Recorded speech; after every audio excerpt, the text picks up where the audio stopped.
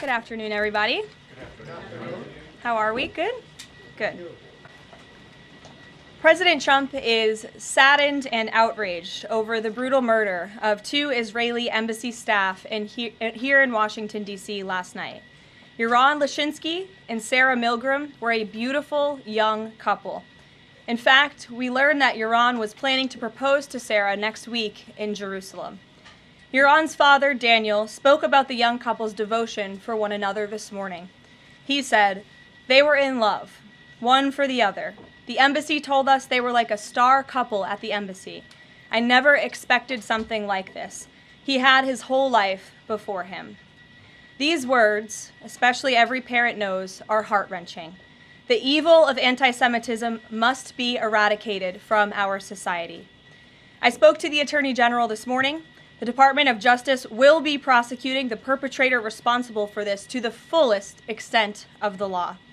Hatred has no place in the United States of America under President Donald Trump. Everyone here at the White House is praying for the victims' friends and families during this unimaginable time. Now for some scheduling announcements. On Saturday morning, President Trump will deliver the commencement address at the United States Military Academy at West Point. On Monday, to commemorate Memorial Day, the President will visit Arlington National Cemetery and participate in a wreath-laying ceremony. The President will further honor our military next month on June 14th when he hosts the 250th anniversary of the United States Army with a grand military parade celebration right here in our nation's capital. President Trump will be joined by veterans, active duty troops, wounded warriors, Gold Star families, and patriotic Americans from across the country to celebrate our heroes who have kept us safe. Tickets for the parade and the celebration are available through the America 250 Commission's event registration portal. It will be a truly historic and special day for our country. After the parade, President Trump will travel to the G7 Leaders Summit in Canada from June 15th through the 17th.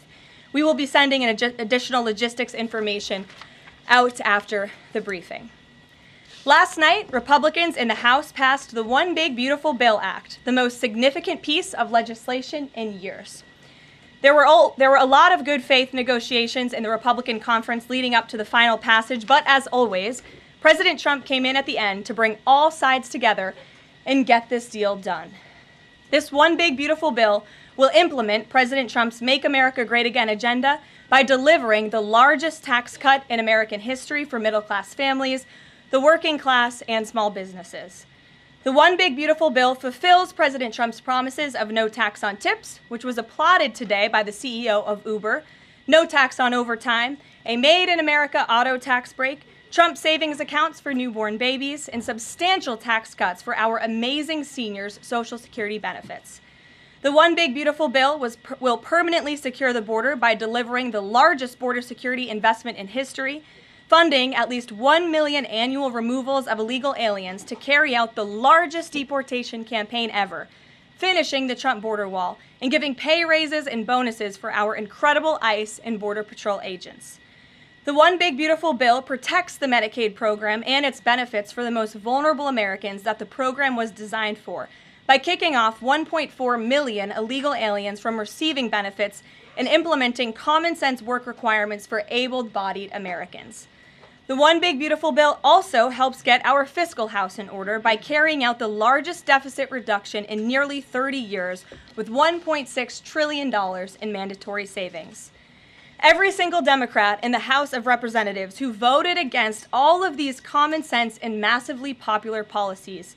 The Democrat Party has never been more radical and out of touch with the needs of the American people.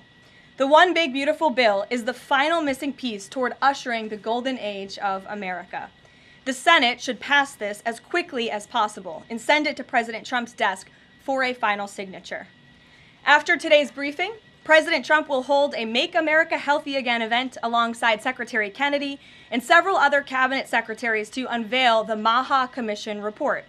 President Trump wants every child in America to grow up and to live a long and healthy life. That's why he's working alongside Secretary Kennedy to end the chronic disease epidemic to keep our children healthy, safe, and disease-free. The Maha Commission report is a historic assessment the first of its kind by any presidential administration, of current evidence and research about the health crisis affecting America's children. This report is a review of pre-existing research to comprehensively assess what we understand about our health problems and what we don't understand, and how we can find those answers. All of the findings will be based on the gold standard of science. And I think I speak for all MAHA moms across the country when I say we look forward to the president's event and remarks later this afternoon. And as we head into the Memorial Day weekend, a quick update on gas prices. According to the fuel savings platform Gas Buddy, the national average price of gasoline is expected to be $3.08 on Memorial Day. We expect that to continue to decline because of the president's energy policies. But this is down from Memorial Day last year. And adjusted for inflation, it's the second cheapest price for a gallon of gas on Memorial Day since 2003, thanks to President Trump. And finally, in other news, the Department of Homeland Security conducted a deportation flight from Texas to remove vicious illegal criminals in the United States. All of these individuals were sent, or are trying to be sent, to a third country. And President Trump promised to get vicious illegal alien murderers, rapists, and pedophiles like these out of our country, and he is trying to deliver on this promise. But no matter how upset this makes Democrats, we will continue to deport these monsters to keep Americans safe. And here are the heinous of individuals who were on that flight. A Cuban national, convicted of homicide, armed robbery, false impersonation of an official, kidnapping, and robbery strong arm. A Cuban national convicted of attempted first-degree murder with a weapon. A citizen of Laos convicted of first-degree murder and robbery. A Mexican national convicted of second-degree murder. A citizen of South Sudan convicted of robbery and the possession of a firearm. A citizen of Burma convicted of lascivious acts with a child less than 12 years old. A citizen of Burma convicted of first-degree sexual assault involving a victim mentally and physically incapable of resisting. It's disgusting. And a Vietnamese national convicted of first-degree murder. Now, a liberal activist district court judge in the city of Boston, Massachusetts, is trying to force the President of the United States to bring these monsters back to our country. Judge Brian Murphy is ordering the Department of Homeland Security to give these illegal criminals 15 days to reopen their immigration cases with access to phones and attorneys. Every single one of these individuals, I will add, had final orders of removal from our country. And now Judge Murphy is forcing federal officials to remain in Djibouti for over 2 weeks, threatening our U.S. diplomatic relationships with countries around the world, and putting these agents' lives in danger by having to be with these illegal murderers, criminals, and rapists. This is completely absurd. Judge Brian Murphy is not the Secretary of State. He is not the Secretary of Defense or the Commander-in-Chief. He is a district court judge in Massachusetts. He cannot control the foreign policy or the national security of the United States of America, and to suggest otherwise is being completely absurd. According to new reporting about this judge, he's a registered Democrat in Massachusetts who during his Senate confirmation hearings failed to disclose his ties to a radical left-wing organization that claimed the word illegal to describe illegal aliens was inherently prejudicial. This massive judicial overreach by Judge Murphy is part of the same opposition our administration has faced since day one. Radical left-wing judges are egregiously trying to stop President Trump from using his core constitutional powers as head of the executive branch and commander-in-chief. These judicial activists want to unilaterally stop President Trump from deporting foreign terrorists and keeping the American people safe. Nearly 80 million Americans re-elected this president to deport illegal criminals from our homeland, and polling consistently shows that 90% of Americans want illegal alien criminals, especially those with final orders of removal from our country, who have chosen to continue to stay here illegally. Americans want these people sent home. We hope the Supreme Court will continue to rein this in as soon as possible to restore proper constitutional order in our country. We'll take some questions. And here in our new media seat today, we have Jillian Michaels. She's a renowned personal health expert. I know all of you know her. I certainly do, watching fitness videos growing up. And a media powerhouse who continues to expand her reach with her podcast, Keeping It Real. Jillian, I know you're here today for the Make America Healthy Again event. We're proud to welcome you to the White House. Thanks for being in the briefing. Why don't you go ahead? Thank you for having me.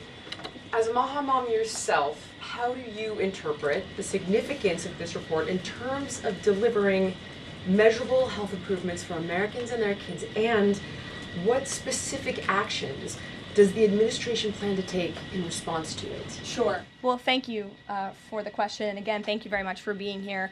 I would like to emphasize, we held a call earlier today with Secretary Kennedy, Secretary Rollins, Administrator Zeldin, and other officials at Health and Human Services to talk about the gravity of this report. When the president took office, he promised to make this country healthy again. And the president signed an executive order directing this commission. And now, less than 100 days later, the commission is delivering this report. It's another promise made and another promise kept. And the report identifies 4 major factors that are contributing to the rise in childhood chronic disease. Again, this is the first time the federal government has really recognized in a single report that we have a problem in our country. Our children are getting sicker, not healthier. This is not just a crisis, a health crisis, but it poses national security implications as well. And this administration is focused on ensuring we understand why. The 4 factors contributing to the report, as you will all hear from the president later, are number 1, poor diet, a robust discussion about ultra-processed food that are dominating our children's diets, environmental chemical exposure, plastics and other chemicals that are unfortunately a part of our daily American life. It talks about the lack of physical activity and chronic stress, and how technology-driven lifestyles are contributing to the decline of our children's physical and mental health. And then lastly, the report touches on the over-medicalization that's taking place in our American society, nowhere else in the world, but just right here in the United States of America. And the report directs the entire administration to understand why these issues are happening and what public policy can the administration implement to ensure that we are fostering a more healthy country for our children. So I'll leave it at that and let the president and his team speak more about this historic report later. But this should be good news for everyone. I don't care what your politics are. We should all agree that we want our children to be healthy and safe, and we want our food supply to be healthy and safe. We have the best farmers and ranchers in the world right here in the United States of America, and we have the best workers in the world. We have the best people in the world, but unfortunately we have a health crisis that's been plaguing us for too long, and this report speaks to the heart of it. You're welcome. Thanks for being here. Garrett, go ahead. Karoline, you guys are very proud of your record on transparency. I have 2 transparency-related questions for you. Sure. On the president's dinner tonight, will the White House commit to making a list of the attendees public so people can see who's paying for that kind of access to the president? Well, as you know, Garrett, this question has been raised with the president. I have also addressed the dinner tonight. The president is attending it in his personal time. It is not a White House dinner. It's not taking place here at the White House, but certainly I can raise that question and try to get you an answer for it. Okay, and on the Qatari aircraft, the Air Force has said they're going to classify all the information about the work that has to get done to bring it up to snuff to be Air Force One. Previous Air Force One contracts, including the one that the president entered into in 2018, are public. That's available knowledge. Will the White House commit to releasing who's doing that work and the cost of that work? I understand that some elements might be classified about specific systems, but will you commit to releasing that basic information so people can see ultimately what this costs? Well, Garrett, as you know, that's a question for the Department of Defense and the United States Air Force, who is accepting this jet as part of their fleet. Declassify anything he wants. Well, you'll have to ask the Department of Defense and the United States Air Force, who is accepting this jet as part of its fleet. Peter. The president can declassify anything that he wants. Has he looked to see if there are any records here that would contradict what we've been told about Joe Biden's decline? He has not directed anyone, to my knowledge, to look into that, but surely I can ask him if he intends to. I think the president has spoken on this pretty extensively, and I have spoken about it extensively from this podium as well, how it was truly one of the worst political scandals this country has ever seen, that the previous administration covered up the decline in the former president's mental and physical ability. And it's now all coming out, but the American people knew the truth, and that's one of the many reasons why President Trump won the election on November 5th. And President Trump says that he basically thinks unelected Biden staffers concealed his decline so that they could use the levers of power for their own personal gain. Well, Look, that's not just the president thinking that, Peter. There's a new book out. I don't know if any of you have heard about it. Again, a little bit too late because the American people knew the truth on this from the very beginning. And there were reporters in this room, including some from your network, Peter, I'll give you a little bit of credit here, who have said that clearly Joe Biden's staffers were engaging in this cover-up. So this is common sense. This isn't the president making it up. These are facts that are now finally being revealed. Right, and I'm not saying the president's making it up, but he specifically talks about the auto pen. He thinks that staffers were using this auto pen. Is there some kind of like a badge that you have to swipe to use an auto pen? Is there a record of that? I can tell you here at this White House, the president signs any document that has legal implications. The president signs every executive order. He signs every proclamation. He signs pretty much every document that is needed for the president's signature, with the exception of maybe some letters to children. From what we have heard and seen, that was not the case in the previous administration, and the president is raising good questions that are worth looking into. And as for Maha, I'm going to take a sip of water, if that's okay with you guys. Go ahead. Thanks, Karoline. Back to the presidential gala tonight. Did anyone in the White House or in the White House counsel's office advise the president against holding this sweepstakes, whereby people who spent the most money on his Trump coin would then have access to the president at this dinner? Again, the president has been asked about this. He has addressed this. I have also stated previously from this podium that the president is abiding by all conflict of interest laws that are applicable to the president. And I think everybody, the American public, believe it's absurd for anyone to insinuate that this president is profiting off of the presidency. This president was incredibly successful before giving it all up to serve our country publicly. And not only has he lost wealth, but he also almost lost his life. He has sacrificed a lot to be here, and to suggest otherwise is frankly completely absurd. Does the White House Libby, have go any ahead. concerns? Thank you, Caroline. The fifth round of nuclear talks between Iran and the U.S. is going to take place on Friday in Rome. What is the president anticipating ahead of that? And if a deal doesn't come from that meeting, is he going to walk away? Well, I'm glad you brought up Iran, because I do have an update. The president spoke to Prime Minister Benjamin Netanyahu today. They had a productive discussion. They discussed many things, including, of course, the tragic shooting that took place here in Washington, D.C. last night. But they also did talk about a potential deal with Iran, which the president believes is moving along in the right direction. And as the president told me, and he's told all of you, this deal with Iran could end in two ways. It could end in a very positive diplomatic solution, or it could end in a very negative situation for Iran. So that's why these talks are taking place later this week. Yamish, good to see you. Hi, good. Thanks for taking the question. Sure. The president showed a video that he said showed more than 1,000 burial sites of white South Africans that he said were murdered. We know that that was not true and that the video wasn't showing that. So I wonder, why did the president choose to show that? What's not true, Yamish? It's not true. The video was showing a burial site. It is unsubstantiated that that's the case. No, it is true that that video showed the crosses that represent. Which is what the president claimed. The video showed images of crosses in South Africa about white farmers who have been killed and politically persecuted because of the color of their skin. The president And those claimed crosses that it are was showing a representing their burial lives. site. Those crosses are representing their lives in the fact that they are now dead, and their government did nothing about it.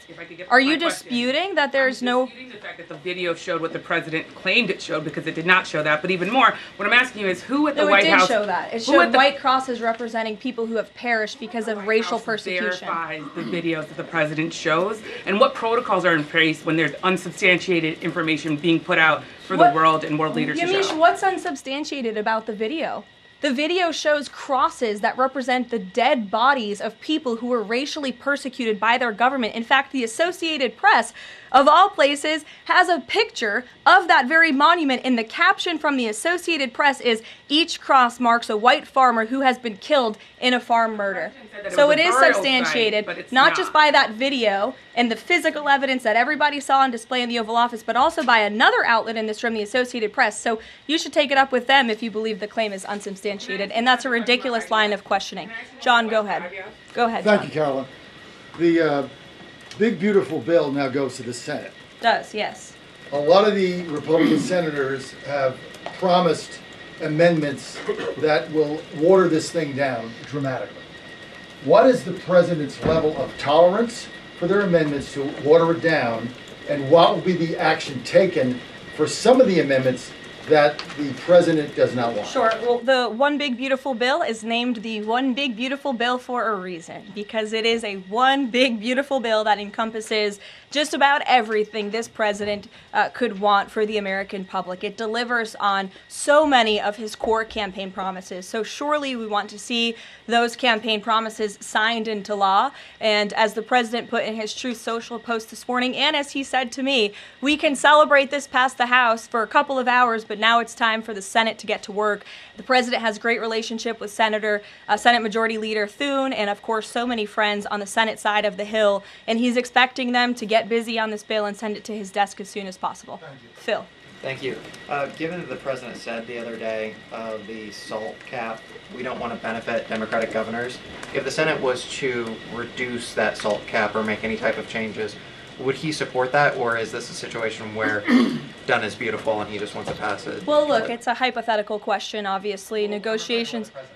Well, correct, and the bill passed, didn't it? So now it's off to the Senate where additional negotiations will take place, and we'll see how it goes. Michael. Thank you, Caroline. Two questions on the beautiful bill. One of the campaign promises from President Trump was no tax on Social Security. Now, due to congressional rules, that wasn't able to be included in this bill.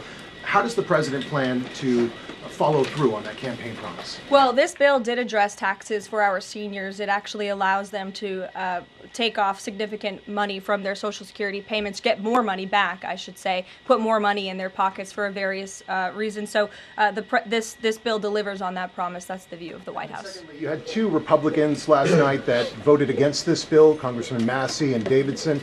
Does the president think that they should be primaried? I believe he does, and I don't think he likes to see grandstanders in Congress. What's the alternative? I would ask those members of Congress. Did they want to see a tax hike? Did they want to see our country go bankrupt? That's the alternative by them trying to vote no. And the president believes the Republican Party needs to be unified, and the vast majority of Republicans clearly are and are listening to the president. They are trusting in President Trump, as they should, because there's a reason he's sitting in this Oval Office. It's because he's the unequivocal leader of the Republican Party. Not just a president for Republicans, but all Americans. The president's approval rating is at an all-time high right now, and it's because he knows how to deliver. And Republicans like Thomas Massey and others should take note. Stephen. Thank you, Caroline. Building on the question about Social Security, the bill includes the president's promises to address taxes on tips and overtime. Could you say his feelings about the income cap?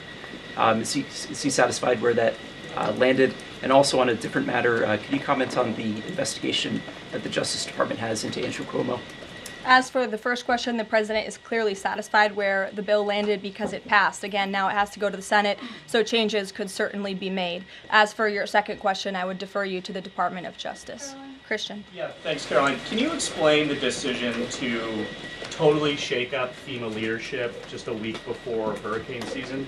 You'd have to ask the Department of Homeland Security in terms of leadership, but certainly the administration, and I know the National Security Council here at the White House is monitoring storms and natural disasters that are happening across the country at all times. We're briefed on those.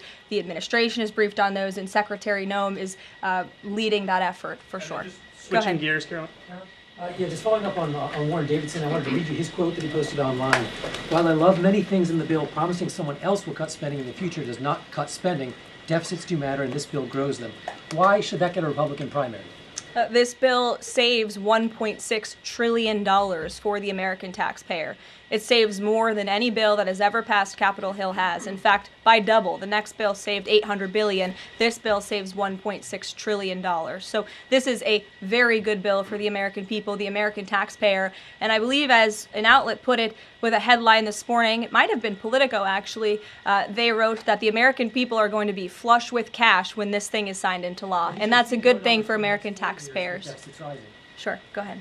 Caroline, what is the president doing to win Senate passage by July 4th? And does that include work to eliminate carried interest and make business tax cuts permanent? Where is he on those issues? Well, look, this bill literally just passed the House of Representatives. So now our team is suiting up for discussions with the Senate side of Capitol Hill. The president, again, said this morning he hopes to see this bill at his desk as soon as possible, and he'll be engaged in the process to get it through the Senate, just like he was to get it through the House of Representatives. What kind of assurances did he give the Freedom Caucus members to to kind of ensure that this would get through last night was changes to Fannie Mae and Freddie Mac part of that equation, changes administratively to Medicaid as well? Well, I was in that meeting yesterday with the president and House Freedom Caucus, and he told them how he wants to be a cheerleader for them, a cheerleader for the Republican Party, and for the country. And Republicans faced a pivotal moment yesterday. They could have voted to bankrupt the country and increase taxes by $4 trillion, or they could vote for this one big, beautiful bill which cuts taxes and saves American taxpayers money.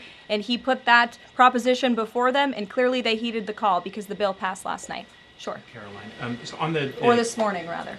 Every day is going into the next. Go ahead. The Netanyahu call. Just curious, did the president raise the flow of aid into Gaza? Is he happy with where that situation is right now? Not to my knowledge, but I can certainly go back and check. And then, did you have any reaction to the Supreme Court's ruling about the religious charter school today, as well as Justice Coney Barrett's decision to recuse herself? We'll get you an answer on that case specifically. Sure. You mentioned the president has a good relationship with Leader Thune. Has he talked to him specifically about the plan to get this through the Senate? Does he plan, or is he going to reach out to Republicans who have voiced concerns? Not to my knowledge has he spoken to Leader Thune this morning. He very well could have. I just wasn't briefed on that call. We can go back and check for you. The president did speak to Prime Minister Netanyahu this morning. He also had a call with President Sheinbaum this morning. He was receiving his intelligence briefing. He's been very busy all morning. But again, he certainly intends to remain active and engaged in these negotiations with the United States Senate to get this bill done. And just following up on the dinner tonight, you mentioned this is not a White House dinner, but the president is always the president, and the Trump family is making money off of this. So can you just explain, how is this not the president using the office to enrich himself? All of the president's assets are in a blind trust, which is managed by his children, and I would argue one of the many reasons that the American people reelected this president back to this office is because he was a very successful businessman before giving it up to publicly serve our country. Reagan. Thanks, Caroline.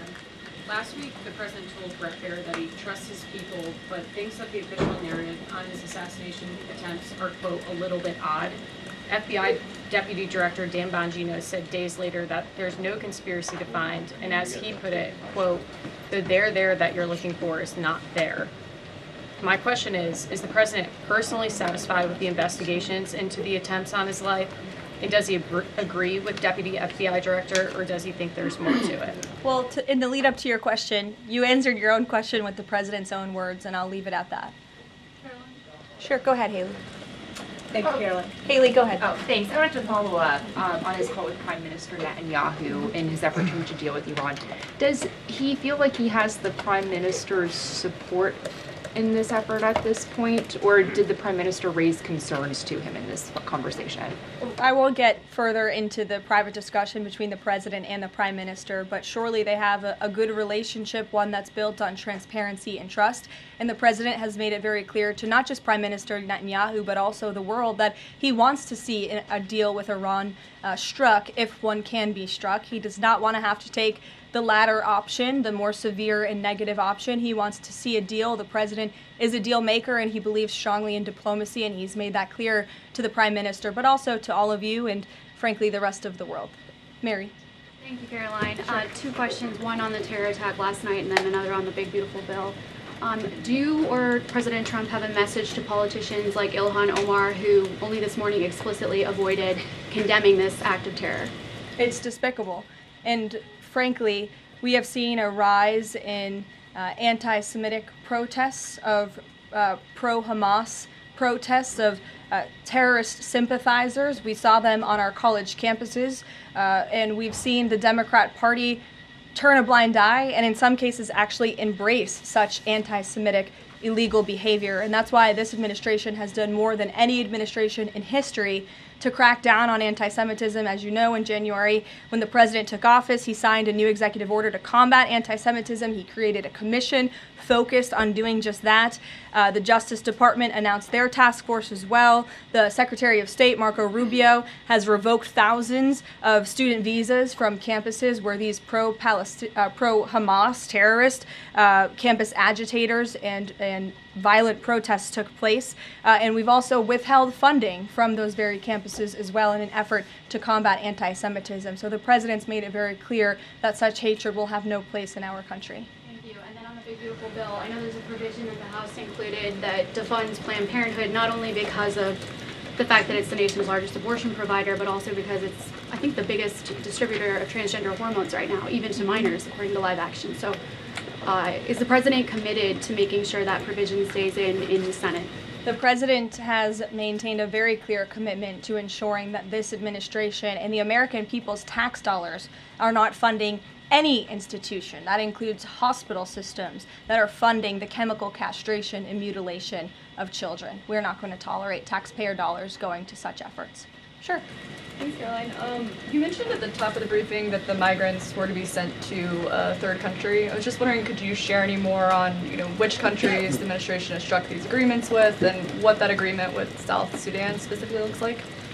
Well, first of all, I won't litigate foreign policy from the podium, but what I will reiterate is the absurdity of this ruling from a district court judge in Boston who is just creating new immigration laws out of thin air. This administration, let me be very clear, because there have been a lot of fake headlines about this deportation flight over the last 2 days.